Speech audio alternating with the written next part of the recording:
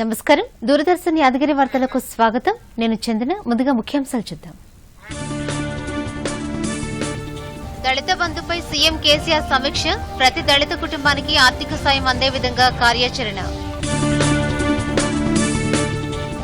Vehicle scrapping పాలసీని ప్రకటించిన ప్రధాని నరేంద్ర మోదీ. ఆటోమొబైల్ రంగానికి ఊతం లభిస్తుందని ప్రధాని వెల్లడి. కోవిడ్ మహమ్మారిని ఎదుర్కొనేందుకు రాష్ట్రాలకు కేంద్రం బాసట. సత్వర స్పందన ప్యాకేజ్ క్రింద మరో 14,745 కోట్ల రూపాయలు విడుదల. సింగిల్ యూజ్ ప్లాస్టిక్ వస్తువులపై వచ్చే ఏడాది జూలై నుంచి నిషేధం. సెప్టెంబర్ 30 నుండి ప్లాస్టిక్ బ్యాగులపై కొత్త ఆంక్షలు. 8వ తరగతి నుండి పీజీ వరకు ప్రత్యక్ష తరగతుల నిర్వహణపై ముఖ్యమంత్రికి విద్యాశాఖ నివేదిక. నేడో రేపో తుది నిర్ణయం తీసుకునే అవకాశం. కోవిడ్ టీకా అభివృద్దిలో భారత్ బయోటెక్ మరో ముందడుగు. ముక్కు ద్వారా వేసే వ్యాక్సిన్ 2, 3వ దశ ట్రయల్స్ కు కేంద్రం గ్రీన్ సిగ్నల్. సెయిలింగ్ పోటీలను ప్రారంభించిన గవర్నర్ తమిళిసై. దేశానికి పతకాలు తీసుకురావాలని సెయిలర్లకు గవర్నర్ పిలుపు. కోవిడ్ మహమ్మారిని అరికట్టేందుకు ప్రతి ఒక్కరూ తప్పనిసరిగా మాస్క్ ధరించాలి, భౌతిక దూరం పాటించాలి, తరచూ చేతులను కడుక్కోవాలి, వ్యక్తిగత శుభ్రతను పాటించాలి. అర్హత ఉన్న వారందరూ తప్పనిసరిగా వ్యాక్సిన్ వేయించుకోవాలి.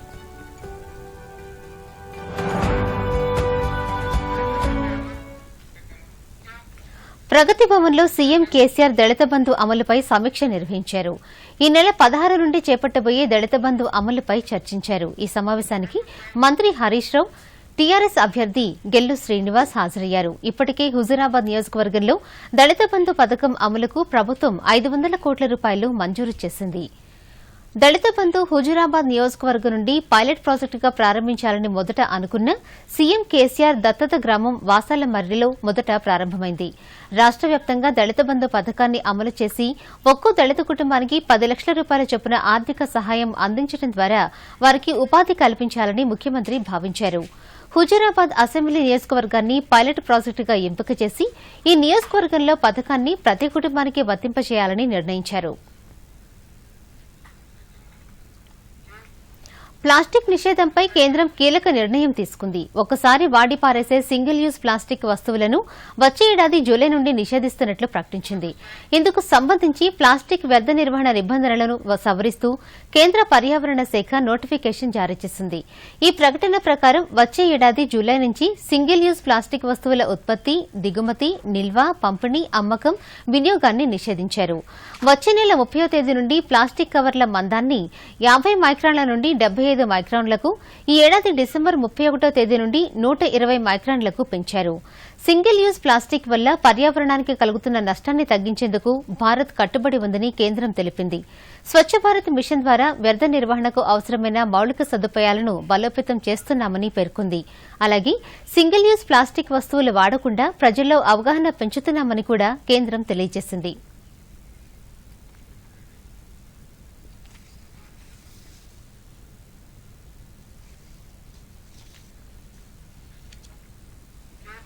కోవిడ్ మహమ్మారిని సమర్థవంతంగా ఎదుర్కోవడంలో కేంద్రం రాష్ట్రాలు, కేంద్రపాలిత ప్రాంతాలకు నిరంతరం సహాయ సహకారాలు అందిస్తోంది. కోవిడ్ 2వ దశ సమయంలో గ్రామీణ, మారుమూల, గిరిజన ప్రాంతాలకు వైరస్ వ్యాప్తి చెందిన నేపథ్యంలో కేంద్రం మరొక కీలక నిర్ణయం తీసుకుంది. రాష్ట్రాలకు సహకారం అందించేందుకు ఇండియా కోవిడ్-19 సత్వర స్పందన ప్యాకేజీని ప్రకటించింది. ఈ ప్యాకేజీని ఈ ఏడాది జూలై నుంచి వచ్చే ఏడాది మార్చి వరకు అమలు చేస్తారు. ఇందులో భాగంగా తొలి విడత క్రింద 1827 కోట్ల రూపాయలు విడుదల చేసిన కేంద్రం ఈ రోజు మరో 14,745 కోట్ల రూపాయలను విడుదల చేసింది. దీంతో ప్యాకేజీలో 50% నిధులను రాష్ట్రాలకు అందజేసినట్లు కేంద్ర వైద్య ఆరోగ్య శాఖ తెలిపింది. రెండో విడత నిధులతో ప్రభుత్వ ఆసుపత్రుల్లో 827 చిన్నపిల్లల వార్డులను, సుమారు 19,000 ఆక్సిజన్ సహకారం ఉన్న పడకలు, 10,000 ఐసీయూ పడకలను ఏర్పాటు చేస్తారు. ప్రతి రాష్ట్రంలో కనీసం ఒక ప్రత్యేక చిన్నపిల్లల వైద్య సంరక్షణ ఆసుపత్రిని ఏర్పాటు చేస్తారు. 433 జిల్లాల్లో ఆర్టీపీసీఆర్ పరీక్షా కేంద్రాలను ఏర్పాటు చేస్తారు. వీటితో పాటు కోవిడ్ను సమర్థవంతంగా ఎదుర్కొనేందుకు వైద్య రంగంలో మౌలిక సదుపాయాలను బలోపేతం చేయనున్నట్లు వైద్య ఆరోగ్య శాఖ తెలిపింది. కోవిడ్ పై పోరులో భాగంగా కోవాక్సిన్ టీకాను తయారు చేసిన భారత్ బయోటెక్ వ్యాక్సిన్ అభివృద్దిలో మరో ముందడుగు వేసింది. ముక్కు ద్వారా ఇచ్చే టీకా 2, 3వ దశ క్లినికల్ ట్రయల్స్ నిర్వహించేందుకు కేంద్రం నుంచి అనుమతి పొందింది. 2, 3వ దశ పరీక్షలు నిర్వహించేందుకు అనుమతి ఇచ్చినట్లు బయోటెక్నాలజీ విభాగం వెల్లడించింది. 18 ఏళ్ల నుండి 60 ఏళ్ల మధ్య ఉన్న వాలంటీర్లపై భారత్ బయోటెక్ మొదటి క్లినికల్ పరీక్షలను పూర్తి చేసింది. ఇందులో ఎటువంటి ప్రతికూల ఫలితాలు రాలేదని పేర్కొంది. దేశంలోనే 4 ప్రధాన నగరాల్లో పరీక్షలు నిర్వహించినట్లు తెలిపింది. ముక్కు ద్వారా ఇచ్చే టీకా అభివృద్దికి భారత్ బయోటెక్ గతేడాది అమెరికాకు చెందిన వాషింగ్టన్ యూనివర్సిటీ స్కూల్ ఆఫ్ మెడిసిన్తో ఒప్పందం కుదుర్చుకుంది. ముక్కు ద్వారా ఇచ్చే వ్యాక్సిన్ కరోనాపై సమర్థవంతంగా పనిచేస్తున్నట్లు ఇప్పటికే జంతువులపై జరిపిన పరిశోధనలు వెల్లడైనట్లు ఆ సంస్థ తెలిపింది. నూతన వాహనాల తుక్కు విధానం ద్వారా సుమారు 10,000 కోట్ల రూపాయల పెట్టుబడులు వచ్చే అవకాశం ఉందని ప్రధానమంత్రి నరేంద్ర మోదీ చెప్పారు. గుజరాత్లోని గాంధీనగర్లో పెట్టుబడిదారుల సదస్సును, కొత్త వాహన స్క్రాపేజ్ విధానాన్ని ప్రధాని వీడియో కాన్ఫరెన్స్ ద్వారా ప్రారంభించారు. తుక్కు వాహనాలను తొలగించడానికి అవసరమైన మౌలిక సదుపాయాలను ఏర్పాటు చేయడంపై ఈ సదస్సు దృష్టి సారించింది. ఈ సందర్భంగా మాట్లాడుతూ కొత్త స్క్రాప్ విధానం భారత అభివృద్ది పథంలో ఒక మైలురాయి అని ప్రధాని మోదీ అభివర్ణించారు. ఆటోమొబైల్ పరిశ్రమను కొత్త పుంతలు తొక్కించేందుకు స్క్రాప్ విధానం తోడ్పడుతుందని చెప్పారు. ఈ విధానం ద్వారా కాలం చెల్లిన పనికిరాని వాహనాలను శాస్త్రీయ పద్దతిలో తొలగించడం సాధ్యమవుతుందని అన్నారు. పర్యావరణ పరిరక్షణకు కాలుష్య కారకమయ్యే వాహనాలను ముఖ్యంగా నగరాల్లో తొలగించడం ఎంతో అవసరమని అన్నారు. పర్యావరణ హిత, సుస్థిర అభివృద్దికి ప్రభుత్వం కట్టుబడి ఉందని మోదీ తెలిపారు.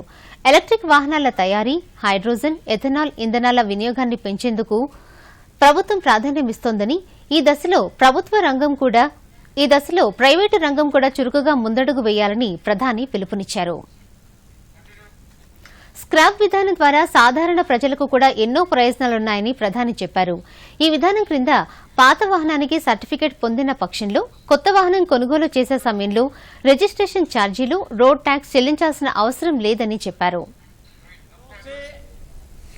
प्रदूषण कम करने और पर्यावरण की सुरक्षा के साथ तेज विकास की हमारी कमिटमेंट को भी दर्शाती है. रीयूज, रिसाइकल और रिकवरी के सिद्धांत पर चलते हुए ये पॉलिसी ऑटो सेक्टर में, मेटल सेक्टर में देश की आत्मनिर्भरता को भी नई ऊर्जा देगी. इतना ही नहीं, ये पॉलिसी देश में 10,000 करोड़ रुपए से अधिक का नया निवेश लाएगी और हजारों रोजगार का निर्माण करेगी. ఆజాదీ కా అమృత్ మహోత్సవాల్లో భాగంగా దేశవ్యాప్తంగా ఫిట్ ఇండియా ఫ్రీడమ్ రన్ ను నిర్వహించారు. కేంద్ర క్రీడల శాఖ మంత్రి అనురాగ్ ఠాకూర్ ఈ పరుగును ఢిల్లీలో లాంఛనంగా ప్రారంభించారు. ఢిల్లీతో పాటు దేశంలో మరో 75 ప్రాముఖ్యమైన ప్రదేశాల్లో ఈ కార్యక్రమాన్ని నిర్వహించారు. ఈ సందర్భంగా క్రీడల మంత్రి మాట్లాడుతూ ఆరోగ్యకరమైన, దృఢమైన భారత్కు ప్రతి ఒక్కరూ శారీరకంగా, మానసికంగా బలంగా ఉండాలని పిలుపునిచ్చారు.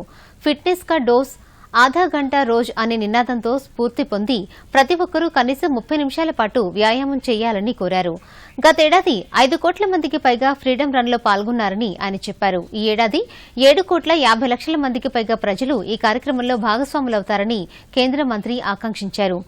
ఫిట్ ఇండియా ఫ్రీడమ్ రన్ కార్యక్రమం దేశంలో 75 జిల్లాల్లో జిల్లాకు 75 గ్రామాల చొప్పున ప్రతి వారం అక్టోబర్ 2వ తేదీ వరకు జరుగుతుందని తెలియజేశారు.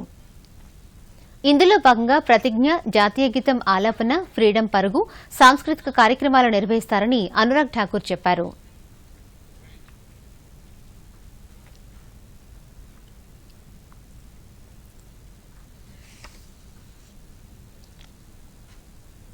आजादी का अमृत महोत्सव, इसको मनाने के लिए युवा कार्यक्रम और खेल विभाग ने देश के कोने कोने में फिट इंडिया फ्रीडम रन 2.0 की आज लॉन्च की है. 75 ऐसे आइकॉनिक लोकेशंस पर आज इसको लॉन्च किया गया है. 13 अगस्त से 2 अक्टूबर तक इसको चलाया जाएगा. देश के 744 जिलों के हर जिले के 75 गांव में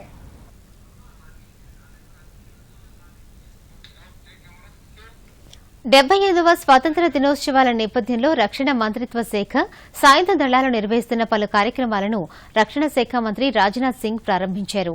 ఈ సందర్భంగా ఆయన మాట్లాడుతూ మన దేశాన్ని అత్యుత్తమంగా సౌభాగ్యవంతంగా తీర్చిదిద్దాలని, మనం ఇతరులపై ముందుగా దాడి చేయకపోయినా మనపై కన్నువేసిన వారికి ధీటైన జవాబిచ్చే విధంగా అభివృద్ది చేయాలని అన్నారు. 2047లో మన దేశం 100వ స్వాతంత్ర్య దినోత్సవాలను జరుపుకుంటుందని చెప్పారు. 2047 నాటికి ఎలాంటి భారతదేశాన్ని మనం నిర్మించాలని ప్రశ్నించారు. ఒకే భారతదేశం శ్రేష్టమైన భారతదేశంగా ఎదగాలని అన్నారు. సౌభాగ్యవంతమైన, స్వయం సమృద్ది సాధించిన, ఆత్మగౌరవం కల దేశంగా భారతదేశాన్ని తీర్చిదిద్దాలని చెప్పారు. ఈ కార్యక్రమంలో పాల్గొన్న chief of defence staff general Bipin Rawat మాట్లాడుతూ స్వాతంత్ర్యానంతరం మన దేశం దాడులను ఎదుర్కొందన్నారు. కలిసికట్టుగా పనిచేయడానికి మన సాయుధ దళాలు, ఇతర భద్రతా సంస్థలు తమ శక్తి సామర్థ్యాలను పెంచుకున్నాయన్నారు. భారతదేశం శాంతికాముక దేశమని తెలిపారు. अपनी तरफ से भी, आप सबकी तरफ से भी और सभी देशवासियों की तरफ से भी मैं शीश झुकाकर उनको नमन करता हूं और श्रद्धासुमन भी अर्पित करता हूं। आजादी के शीघ्र पश्चात हमारे देश पे आक्रमण हुए और इसलिए हमारे को अपनी सशस्त्र सेनाओं को और अन्य सिक्योरिटी एजेंसीज को एक बार फिर एकजुट होकर कार्रवाई करने के लिए उनकी क्षमता बढ़ानी पड़ी। हमारा देश एक पीस लविंग देश है, लेकिन क्योंकि हमारे ऊपर कई मजबूरियां आई, हमारे को अपने सशस्त्र सेना के बलों को युद्ध की प्रक्रिया के लिए तैयार करना पड़ा। हमारे प्रधानमंत्री ने हमें कुछ उद्देश्य दिए हैं और ये उद्देश्य हैं कि हमें अपने देश की इकोनॉमिक रिवाइवल पर ध्यान देना है, हमें ह्यूमन रिसोर्स डेवलपमेंट पर विचार करना है, हमें टेक्नोलॉजी और अनुसंधान के क्षेत्र में बढ़ावा देना है, हमें मिलिट्री डिफेंस रिफॉर्म्स की ओर बढ़ना है, हमें एनवायरनमेंट और इकोलॉजी के साथ साथ टेररिज्म का भी खात्मा करना है।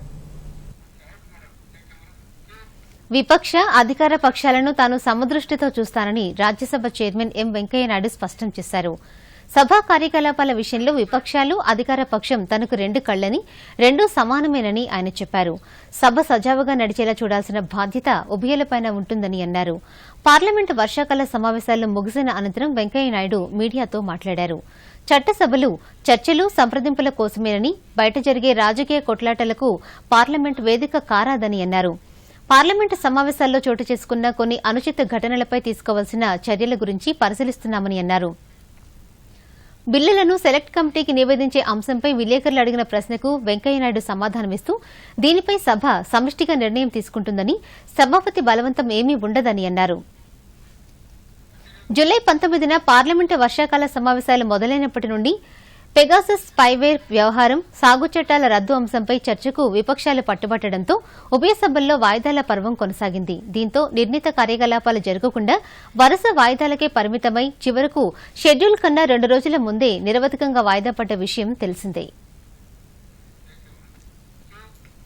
బీజేపీ రాష్ట అధ్యకుడు బండి సంజయ్ చేపట్టనున్న పాదయాత్ర పేరు ఖరారైంది. పాదయాత్ర పేరు ప్రజా సంగ్రామ యాత్రగా నిర్ణయించినట్లు గోషామహల్ ఎమ్మెల్యే రాజాసింగ్ ప్రకటించారు. తొలి దశలో ఈ నెల 24 నుండి చార్మినార్ భాగ్యలక్ష్మి అమ్మవారి ఆలయం నుండి ప్రారంభమై హుజూరాబాద్ వరకు కొనసాగుతుందని తెలిపారు. ఎన్నికల సమయంలో ఇచ్చిన హామీలను టీఆర్ఎస్ ప్రభుత్వం అమలు చేయలేదని విమర్శించిన రాజాసింగ్ సర్కార్ వైఫల్యాలను ప్రజల్లోకి తీసుకెళ్తామని స్పష్టం చేశారు. 2023 ఎన్నికలు జరిగే వరకు వాయిదాల వారీగా ఈ ప్రజా సంగ్రామ యాత్ర కొనసాగుతుందని తెలిపారు.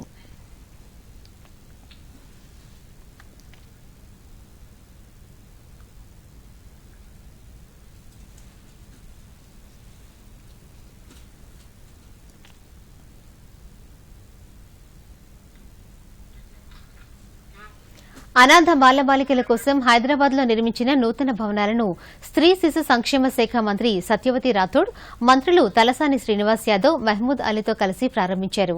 సుమారు 7,65,000 రూపాయలతో సైదాబాద్, నింబోలి అడ్డాలో ప్రభుత్వం ఈ హోంలను నిర్మించింది. ఈ సందర్భంగా మంత్రి సత్యవతి రాథోడ్ మాట్లాడుతూ అనాథలైన చిన్నారుల సంక్షేమం, భద్రత, ఉజ్వల భవిష్యత్తు కోసం తీసుకోవాల్సిన చర్యలపై ప్రభుత్వం ఏర్పాటు చేసిన మంత్రుల ఉపసంఘం కొద్ది రోజుల్లో నివేదికనిస్తుందని చెప్పారు.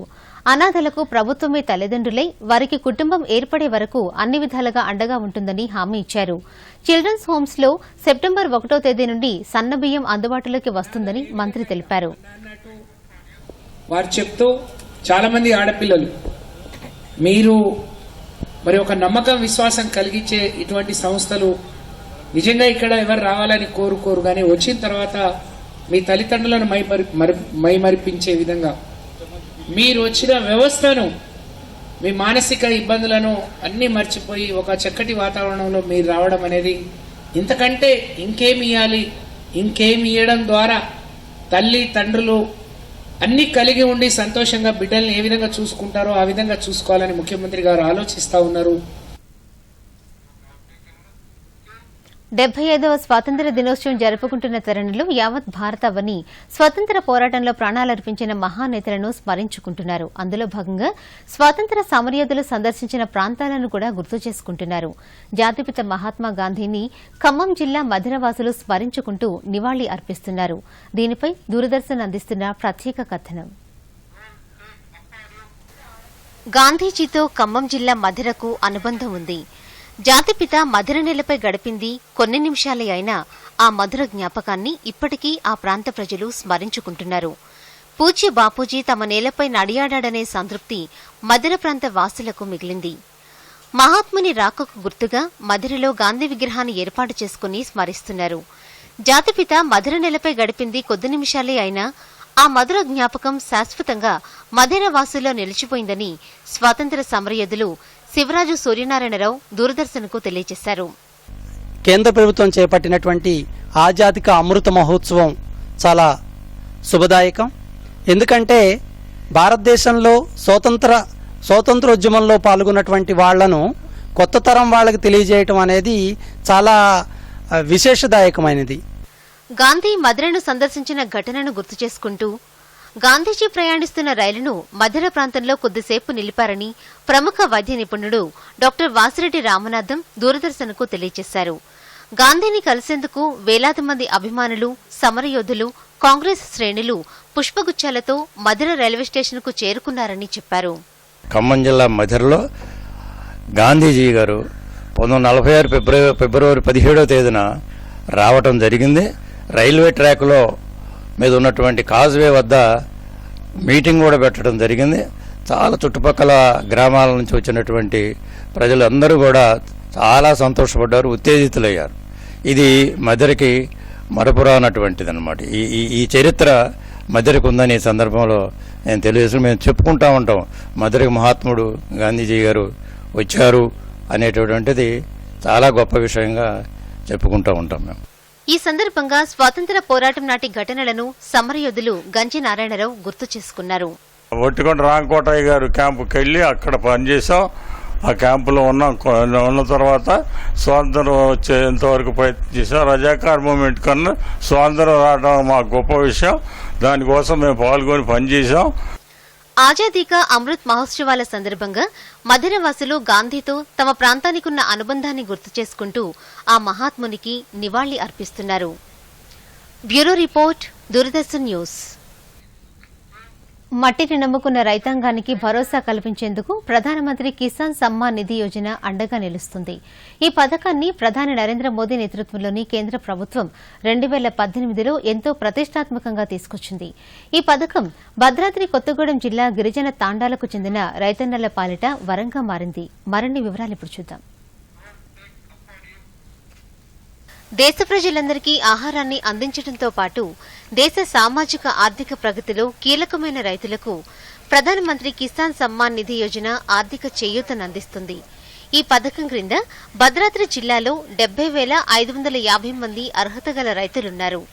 ఈ పథకం క్రింద చిన్న, సన్నకారు రైతులకు పెట్టుబడి కోసం ప్రతి ఏటా 6,000 రూపాయలు ఆర్థిక సాయం అందిస్తున్నారు. 6,000ను ఒకేసారి ఇవ్వకుండా 3 విడతల్లో రైతుల ఖాతాల్లో జమ చేస్తున్నారు. అంటే ప్రతి 4 నెలలకు ఒకసారి కేంద్ర ప్రభుత్వం పీఎం కిసాన్ నిధుల్ని విడుదల చేస్తుంది. తాజాగా ప్రధానమంత్రి నరేంద్ర మోదీ కిసాన్ సమ్మాన్ నిధి క్రింద ఈ నెల 9వ తేదీన 9వ విడత నిధులు రైతుల ఖాతాలకు విడుదల చేశారు. ప్రధానమంత్రి నరేంద్ర మోదీ కిసాన్ సమ్మాన్ నిధి క్రింద ఏడాదికి 6,000 రూపాయలు తమకు 4 నెలలకు 2,000 చొప్పున అందుతుందని, కరోనా కష్టకాలంలో చాలా ఆసరాగా ఉందని పలువురు రైతులు ఆనందం వ్యక్తం చేస్తున్నారు. పీఎం కిసాన్ యోజన పథకం సంవత్సరానికి 6,000 చొప్పున ప్రతి 4 నెలలకు ఒకసారి 2,000 చొప్పున మాకు అందిస్తున్నారు. ఈ డబ్బులు వ్యవసాయానికి చాలా ఉపయోగపడుతున్నాయి. ఈ కరోనా టైంలో కూడా సమయానికి అందిస్తున్నటువంటి కేంద్ర ప్రభుత్వానికి రైతుల తరపున ప్రత్యేక ధన్యవాదాలు తెలియజేస్తున్నాము. రైతులకు సంబంధించి మరెన్నో పథకాలు ప్రవేశపెట్టాలని కోరుతున్నాము. మాకు నరేంద్ర మోడీ ఇచ్చే సంవత్సరానికి ఇచ్చే 6,000 మాకు వ్యవసాయానికి 3 సార్లు 3 విడతలు 2,000 ఇస్తున్నారు. ఆ డబ్బులు మా వ్యవసాయానికి మేము ఉపయోగించుకుంటున్నాం. మాకు చాలా సంతోషంగా ఉంది. ఇలాంటి పథకాలు ప్రభుత్వం ఇంకా ఎన్నో తేయాలని కోరుకుంటున్నాం. ఈ కరోనా టైంలో కూడా ఆ డబ్బులు మాకు సమయానికి అందినాయి. అందడం వల్ల వ్యవసాయానికి కొద్దిగా మాకు కూడా ఉపయోగపడుతున్నాయి. ఆ డబ్బులు వ్యవసాయానికి మాకు కొద్దిగా వాడుకుంటున్నాం. కొద్దిగా రిలీఫ్ ఉంది మాకు. ఈ పథకం క్రింద జిల్లాలో 70,550 మంది అర్హత గల రైతులు లబ్ది పొందుతున్నారని, దీని ద్వారా ఎరువులు, విత్తనాలు కొనుగోలు చేస్తున్నారని వ్యవసాయ శాఖ అధికారులు తెలిపారు. ఈ పీఎం కిసాన్ స్కీమ్ కింద మా భద్రాద్రి కొత్తగూడెం జిల్లాలో 70,550 మంది సుమారుగా రైతులు లబ్ధిదారులు ఉన్నారండి పీఎం కిసాన్. వీరందరికీ కూడా 9th ఇన్స్టాల్మెంట్ ఆగస్టు నెలలో రీసెంట్గా 9వ తారీఖున వాళ్ళ అకౌంట్లో జమ చేయడం జరిగింది. ఈ కేంద్ర ప్రభుత్వం వాళ్ళకి ఇచ్చే అమౌంట్ నుంచి వాళ్ళకి కావాల్సిన పెట్టుబడి కానీ, ఎరువులు కానీ, విత్తనాలు కానీ ఏదైనా కొనుక్కోవడానికి వీలుగా ఉంటుంది. Bureau report, Doordarshan news. పాఠశాలల రీఓపెన్ విషయమై తెలంగాణ విద్యాశాఖ కీలక నిర్ణయం తీసుకుంది. రాష్ట్రంలో సెప్టెంబర్ 1 నుండి ఆన్లైన్ క్లాసులకు తెలంగాణ స్వస్థ చెప్పి పాఠశాలల్లో ప్రత్యక్ష బోధనను నిర్వహించనుంది. అయితే ఇది పిల్లలందరికీ వర్తించదు. 8వ తరగతి నుండి పీజీ వరకు ప్రత్యక్ష బోధనకు సర్కార్ గ్రీన్ సిగ్నల్ ఇచ్చింది. నేడు లేదా రేపటిలోగా అధికారికంగా ఉత్తర్వులు వెలువడే అవకాశం ఉంది. స్టేటస్ రిపోర్టును సీఎం కేసీఆర్ కు విద్యాశాఖ పంపించింది. తెలంగాణలో కరోనా అదుపులోనే ఉందని, విద్యార్థులకు ప్రమాదం లేదని సీఎంకి అధికారులు నివేదిక అందించారు. పలు రాష్ట్రాల్లో తరగతుల ప్రారంభంపై సీఎం దృష్టికి విద్యాశాఖ తీసుకెళ్లింది. తల్లిదండ్రులు ఆందోళన చెందాల్సిన పని లేదని విద్యాశాఖ చెబుతోంది. స్కూళ్లు తెరవమని ఇప్పటికే పార్లమెంటు స్టాండింగ్ కమిటీ సూచించింది. కాగా పాఠశాలల ప్రారంభంపై సాయంత్రం లేదా రేపు ప్రభుత్వం తుది నిర్ణయం తీసుకునే అవకాశం ఉంది.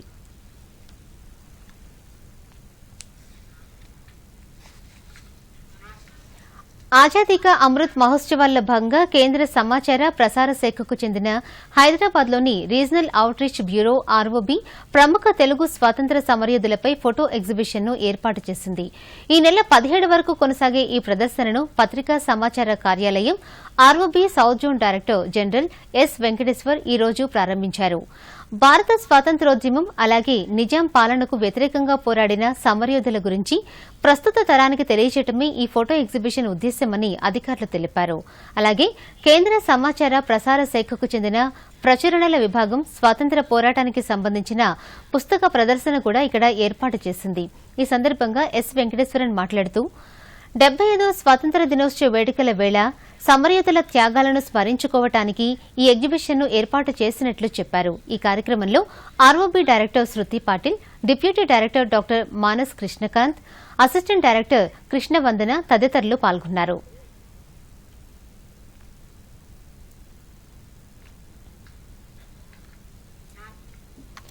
ఆజాదీ కా అమృత్ మహోత్సవ్ వేడుకల్లో భాగంగా దేశవ్యాప్తంగా నిర్వహిస్తున్న fit India freedom run Warangal నగరంలోని 1000 స్తంభాల దేవాలయం వద్ద జిల్లా రెవెన్యూ అధికారి వాసుచంద్ర ప్రారంభించారు. ఈ కార్యక్రమంలో జిల్లాలోని యువత, ఎన్ఎస్ఎస్, ఎన్వైకే యూత్ వాలంటీర్లు పెద్ద ఎత్తున పాల్గొన్నారు. 1000 స్తంభాల దేవాలయం నుండి పబ్లిక్ గార్డెన్స్ వరకు ఫ్రీడమ్ రన్ కొనసాగింది. ఈ సందర్భంగా డీఆర్ఓ వాసుచంద్ర దూరదర్శన్తో మాట్లాడుతూ ప్రతి వ్యక్తి తన దినచర్యలో భాగంగా రోజుకు 30 నిమిషాల పాటు వ్యాయామం చేసి దేశాన్ని ఫిట్ ఇండియాగా రూపొందించాలని కోరారు. కార్యక్రమంలో NYK coordinator Anvesh, NSS coordinator doctor Jyothi, యువత, ప్రజలు పాల్గొన్నారు. మొదటిసారిగా హనుమకొండ జిల్లా ఏర్పడ్డాక హనుమకొండ ప్రతిష్టంగా మన 1000 స్తంభాల గుడి నుంచి ప్రారంభించడం జరుగుతుంది. నిన్ననే మనము రాష్ట్ర ప్రభుత్వము వరంగల్ అర్బన్ నుంచి హనుమకొండ డిస్టిక్ గా దీన్ని ప్రకటించడం జరిగింది. అదే భాగంగా మన హనుమకొండకు విశిష్ట చెందిన ఈ 1000 స్తంభాల గుడి నుంచి దీన్ని ఇక్కడ నుంచి మన పబ్లిక్ గార్డెన్స్ వారికి 2 కిలోమీటర్స్ రన్ లాగా ఏర్పాటు చేయడం జరిగింది. హైదరాబాద్ హుస్సేన్ సాగర్ లో జాతీయ 35వ సెయిలింగ్ పోటీలను గవర్నర్ తమిళిసై సౌందరరాజన్ ప్రారంభించారు. ఈ నెల 19వ తేదీ వరకు కొనసాగే ఈ పోటీల్లో పలు రాష్ట్రాలకు చెందిన సెయిలర్లు పాల్గొంటున్నారు. పోటీలను ప్రారంభించిన అనంతరం గవర్నర్ సెయిలర్లతో కలిసి పడవలో తిరుగుతూ హుస్సేన్ సాగర్ అందాలను వీక్షించారు. ఈ సందర్భంగా గవర్నర్ మాట్లాడుతూ EME sailing association, Secunderabad sailing club సంయుక్తంగా నిర్వహిస్తున్న సెయిలింగ్ పోటీలు ఎంతో ప్రాచుర్యం పొందాయని అన్నారు. ఈఎంఈ సెయిలింగ్ అసోసియేషన్ సహకారంతో హుస్సేన్ సాగర్ లో సెయిలింగ్ లో శిక్షణ పొంది ఎంతో మంది జాతీయ, అంతర్జాతీయ పోటీల్లో విజయం సాధించారని గవర్నర్ పేర్కొన్నారు. ఇటీవల జరిగిన టోక్యో ఒలింపిక్స్ లో ఇక్కడి నుండి నేత్రా కుమనన్, విష్ణు శరవణన్ పాల్గొని అందరూ గర్వపడేలా చేశారని గవర్నర్ కొనియాడారు. క్రీడల అభివృద్దికి తెలంగాణ ప్రభుత్వం పలు చర్యలు తీసుకుంటోందని చెప్పారు. సెయిలింగ్ సంక్లిష్టమైన క్రీడ అని గవర్నర్ పేర్కొన్నారు. గాలికి ఎదురొడ్డి పడవలను నడిపే సెయిలర్లు నిజమైన హీరోలని గవర్నర్ పేర్కొన్నారు. Expect the change of the direction, but the realists take the sails and start sailing.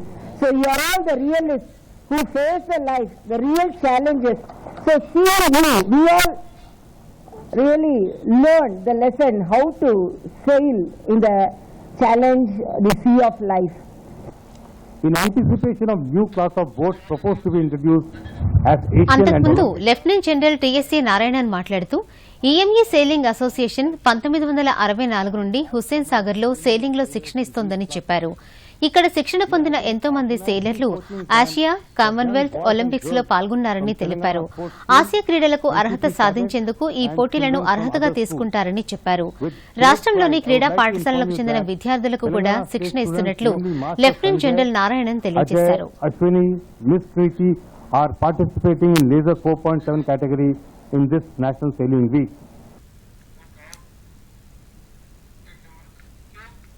ఇంగ్లాండ్తో రెండవ టెస్టు తొలి ఇన్నింగ్స్ లో భారత్ 364 పరుగులకు ఆలౌట్ అయింది.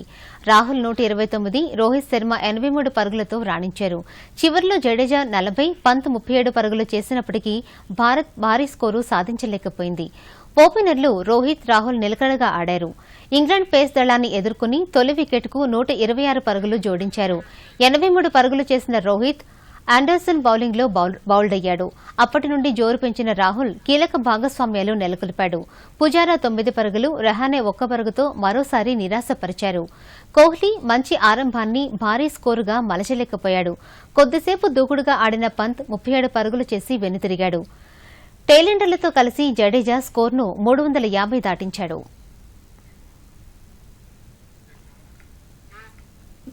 జమ్మూ కాశ్మీర్లో ఉగ్రవాదుల ఏరివేత ప్రక్రియ చురుగ్గా సాగుతోంది. కుల్గాం జిల్లాలో ఒక ఉగ్రవాదిని బీఎస్ఎఫ్ బలగాలు మట్టిపెట్టగా ముష్కరుల కాల్పుల్లో 2 జవాన్లు గాయపడ్డారు. మరో 2 పౌరులు సైతం ఎదురు కాల్పుల్లో గాయపడినట్లు కాశ్మీర్ ఇన్స్పెక్టర్ జనరల్ విజయ్ కుమార్ అన్నారు. నిన్న మాల్పురా మిర్ బజార్లోని జాతీయ రహదారిపై బలగాలతో వెళ్తున్న బీఎస్ఎఫ్ కాన్వాయ్పై ఉగ్రవాదులు కాల్పులు జరిపారు. వెంటనే అప్రమత్తమైన భారత బలగాలు ఎదురు కాల్పులు జరపడం వల్ల వారు పరారయ్యారు. అయితే కాల్పులకు తెగబడిన 2 ముష్కరులు అక్కడే ఓ భవనంలో దాక్కున్నట్లు బలగాలు గుర్తించాయి. ఈ క్రమంలో వారిని మట్టుపెట్టేందుకు బలగాలు వెళ్లగా ముష్కరులు ఒక్కసారిగా కాల్పులకు తెగబడ్డారు. అటు సైన్యం ధీటుగా వదిలివ్వడం వల్ల లష్కరే తొయబాకు చెందిన ఓ ఉగ్రవాది హతమయ్యాడు. రాష్ట్రంలో రానున్న 3 రోజులు తేలికపాటి నుండి మోస్తరు వర్షాలు కురిసే అవకాశం ఉందని హైదరాబాద్ వాతావరణ కేంద్రం తెలిపింది. రాష్ట్రంలో ఇవాళ పలుచోట్ల తేలికపాటి నుండి మోస్తరు వర్షం పడే అవకాశం ఉందని అంచనా వేసింది. రేపు, ఎల్లుండి 1-2 చోట్ల మోస్తరు వాన కురిసే అవకాశం ఉన్నట్లు వెల్లడించింది. పశ్చిమ మధ్య బంగాళాఖాతం, ఉత్తర ఆంధ్రప్రదేశ్ తీరంలో ఉపరితల ఆవర్తనం ఏర్పడింది. సముద్ర మట్టానికి 3.1 కిలోమీటర్ల నుండి 5.8 కిలోమీటర్ల ఎత్తులో ఉపరితల ఆవర్తనం కొనసాగుతుందని వాతావరణ శాఖ వివరించింది. వార్తలు ముగించే ముందు ముఖ్యాంశాలు మరొక్కసారి చూద్దాం. దూరదర్శన్ యాదగిరి వార్తలను ఇప్పుడు సోషల్ మీడియాలో కూడా చూడవచ్చు. యూట్యూబ్ అయితే డీడీ న్యూస్ తెలంగాణ, ట్విట్టర్ అయితే DD news Telangana @DD Yadagiri news మరియు ఫేస్బుక్ అయితే డీడీ న్యూస్ తెలంగాణలో చూసి సబ్స్క్రైబ్ చేసి లైక్ చేయండి, షేర్ చేయండి. దళిత బంధుపై సీఎం కేసీఆర్ సమీక్ష, ప్రతి దళిత కుటుంబానికి ఆర్థిక సాయం అందే విధంగా కార్యాచరణ. వెహికల్ స్క్రాపింగ్ పాలసీని ప్రకటించిన ప్రధాని నరేంద్ర మోదీ, ఆటోమొబైల్ రంగానికి ఊతం లభిస్తుందని ప్రధాని వెల్లడి. కోవిడ్ మహమ్మారిని ఎదుర్కొనేందుకు రాష్ట్రాలకు కేంద్రం బాసట, సత్వర స్పందన ప్యాకేజ్ క్రింద మరో 14,745 కోట్ల రూపాయలు విడుదల. సింగిల్ యూజ్ ప్లాస్టిక్ వస్తువులపై వచ్చే ఏడాది జూలై నుంచి నిషేధం, సెప్టెంబర్ 30 నుండి ప్లాస్టిక్ బ్యాగులపై కొత్త ఆంక్షలు. 8వ తరగతి నుండి పీజీ వరకు ప్రత్యక్ష తరగతుల నిర్వహణపై ముఖ్యమంత్రికి విద్యాశాఖ నివేదిక, నేడో రేపో తుది నిర్ణయం తీసుకునే అవకాశం. కోవిడ్ టీకా అభివృద్ధిలో భారత్ బయోటెక్ మరో ముందడుగు, ముక్కు ద్వారా వేసే వ్యాక్సిన్ 2, 3వ దశ ట్రయల్స్ కు కేంద్రం గ్రీన్ సిగ్నల్. సెయిలింగ్ పోటీలను ప్రారంభించిన గవర్నర్ తమిళిసై, దేశానికి పతకాలు తీసుకురావాలని సెయిలర్లకు గవర్నర్ పిలుపు.